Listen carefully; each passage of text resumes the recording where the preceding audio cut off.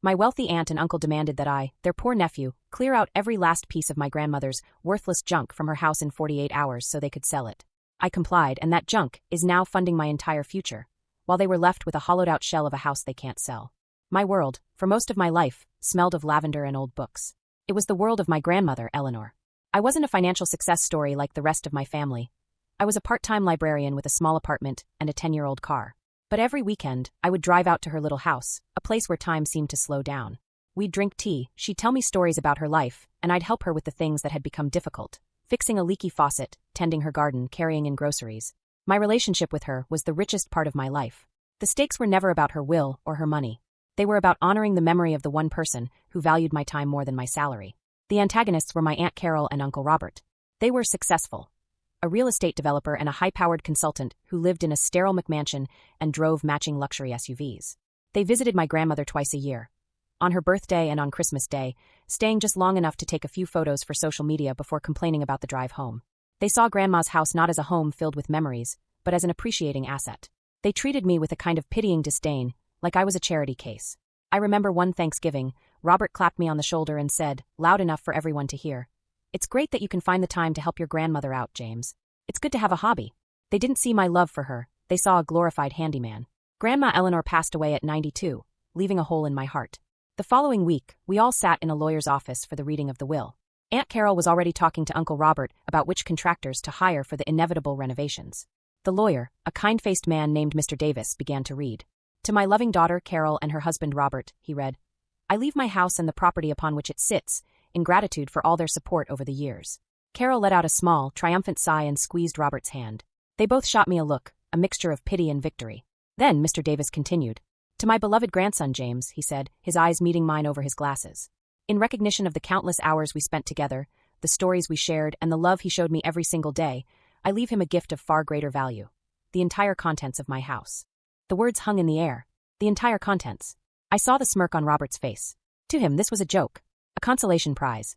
He saw Grandma's worn armchair, her dusty collection of porcelain birds, her mismatched kitchen plates. He saw junk. But I saw her life.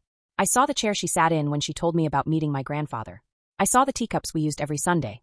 It was a deeply personal, deeply meaningful gift. But I also saw the glint in my aunt's eye. It wasn't just greed, it was relief. The junk was now my problem, not hers. As we walked out of the office, Aunt Carol turned to me, her voice all business. "James," she said, pulling out her phone to look at her calendar. "We want to get the house on the market immediately. The spring season is the best time to sell. We're giving you 48 hours to clear out all your things." 48 hours? I stammered. "Carol, that's an entire house. It's a lifetime of stuff." "We've already scheduled the photographers for Monday morning," Robert chimed in, not looking at me. "If it's not empty, we'll have a disposal company haul it all to the dump and send you the bill. We expect your full cooperation." They expected me to argue, to beg for more time.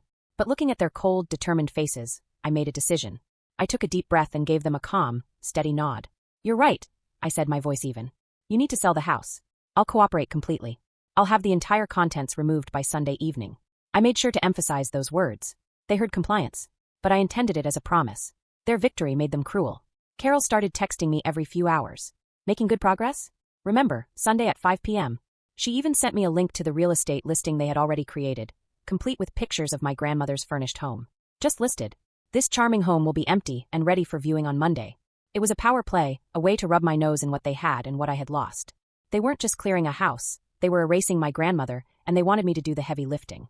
The next 48 hours were a frantic, emotional marathon. I walked into my grandmother's house, and the silence was deafening.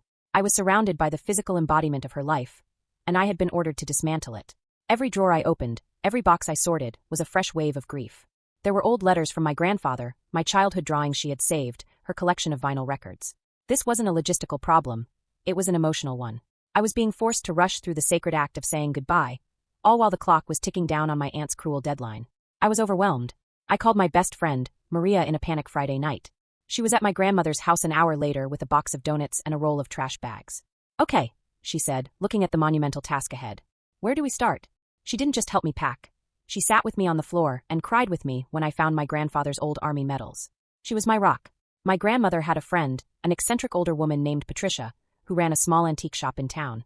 I called her, desperate. "Patricia, it's James. I have to empty my grandmother's house. I was just going to donate everything, but I was wondering if you wanted to take a look first." She came over Saturday morning. She walked into the living room, stopped dead in her tracks, and her jaw slowly dropped. She walked over to a dusty, dark painting hanging over the fireplace. "James," she whispered, her voice trembling slightly. "Where did your grandmother get this?" My grandmother's next-door neighbor, Mr. Henderson, saw the frantic activity and came over with a pitcher of lemonade. "Your aunt and uncle are vultures," he said, shaking his head. "They came by maybe 4 times in the last 5 years. You were here every weekend. Your grandmother knew. She always knew who really loved her." His words were a small, powerful validation that cut through my grief. Saturday night, around midnight, Maria had gone home to get some sleep. I was alone, surrounded by towers of boxes. I was physically and emotionally exhausted. My aunt texted me a picture of a sold sign photoshopped onto the front of the house with the caption, "Don't be late." I slumped against a wall and just felt broken. It was too much. The grief, the pressure, the sheer disrespect. I was ready to call them, to tell them to just send the disposal crew, to take it all. I didn't care anymore. The confrontation wasn't with my family. It was with my own ignorance. It happened when Patricia, my antique dealer friend, pulled me aside. She had been quietly inspecting everything, her initial excitement growing into a look of awe. She led me to the heavy, dark wood dining set. "James," she said, pulling out a small flashlight. "This isn't just old furniture. This is original, signed Gustav Stickley. It's a museum piece." That was just the beginning. The dusty painting? It was by a well-regarded 19th century landscape artist. A box of what I thought was costume jewelry contained several pieces with real gold and precious stones. The ugly, avocado green lamps were rare mid-century modern classics. My grandmother had never been wealthy, but she and my grandfather had inherited pieces from older relatives and had spent a lifetime collecting things they simply loved, unaware of their skyrocketing value. The junk wasn't junk at all. It was a carefully curated collection of treasures, hidden in plain sight. My inheritance wasn't the contents of the house. The contents of the house were the inheritance. This was my grandmother's secret, her final brilliant move. A new energy surged through me. This was no longer a clean-out. It was a rescue mission. I called Maria. I called every friend I had. I rented the largest moving truck I could find. We worked through the night, a frantic, energized team. And I took my grandmother's will and my aunt's instructions literally. We moved every piece of furniture. We packed every book, every dish, every knick-knack. Then, we started on the house itself. The contents of the house. I had a friend who was an electrician help me carefully disconnect and pack the beautiful, antique crystal chandeliers. We unscrewed and took the custom-made brass curtain rods. We took the brand-new washer and dryer from the laundry room. We even uninstalled the high-end vintage-style oven from the kitchen. It wasn't attached to the structure. It was a content. At 4:45 p.m. on Sunday, my aunt and uncle pulled up, their real estate agent in tow. They were beaming, ready to do a final walkthrough and officially take possession of their prize. My friends and I were just pulling away in the moving truck. I got out and met them on the lawn. "All done?" Carol asked, a smug smile on her face. "All done," I replied. "It's all yours." They walked inside. I waited on the porch. A moment of silence and then a shriek. It was my aunt.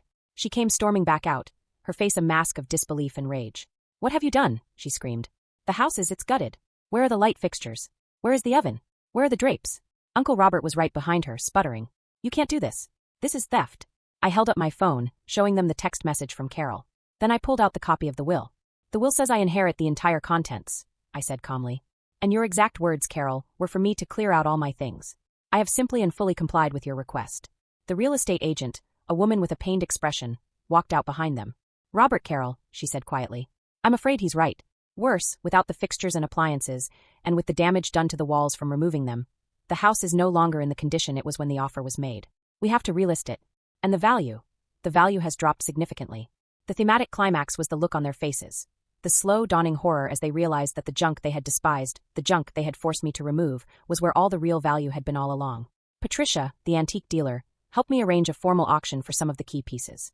The Stickley dining set alone sold for more than I had made in the last 5 years. The painting sold for 6 figures. After everything was said and done, my junk inheritance made me a millionaire. I paid off my debts, quit my part-time job, and invested the rest, ensuring my financial security for life. My aunt and uncle were forced to spend tens of thousands of dollars just to make the house livable enough to sell. They ended up selling it at a massive loss, barely breaking even after all the costs. The story, as these things do, got out. They became a joke in the family, the wealthy couple who literally threw away a fortune because of their own greed and arrogance. It's been a year. I'm writing this from a small, beautiful home that I bought with cash. On the wall hangs the 19th century landscape painting, which I couldn't bear to sell. In the dining room sits my grandmother's beloved and very valuable dining set, where I host dinner for my friends, the real family who showed up for me. I started a small foundation in my grandmother's name that promotes local artists. Her will wasn't about money. It was her final, perfect lesson. She taught me that the things people dismiss as worthless are often the most valuable, and she gave me the freedom and security to live my life on my own terms. My life isn't just back to normal. It's a life she built for me, and it is beautiful.